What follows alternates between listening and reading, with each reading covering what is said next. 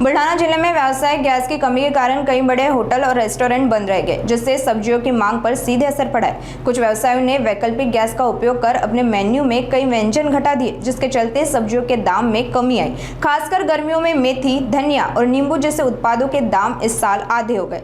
इसका सीधा प्रभाव न केवल किसानों बल्कि मजदूरों और सब्जी व्यापारियों पर भी पड़ा है। सब्जी व्यापारी संदीप वाघ के अनुसार यह स्थिति बाजार में अस्थिरता पैदा कर रही है।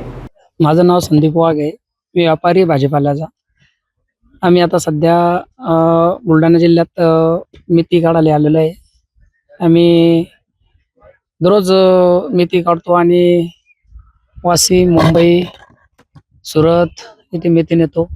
आता सध्या परिस्थिती थोडी हे भाव कमी आहे थोडे आता, पण चालू आहे आमचं। जवळपास 70-80 मजूर असतात आमच्याकडे।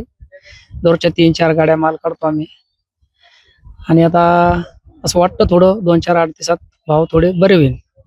कोण्या जिल्ह्यामधून तुम्ही शेतकरी? आम्ही आता जालना जिल्हा, बुलढाणा जिल्हा असं या 2 जिल्ह्यातून माल आम्ही शेतकऱ्याकडून माल घेतो? शेतकऱ्याकडून आम्ही डायरेक्ट ठरवून घेतो शेत पूर्ण, आणि आम्ही बाया लावून आमचा माल काढून नेतो। कुठला भाजीपाल्याचा व्यापार? आम्ही कोथमीर, मेथी हे 2 नेतो।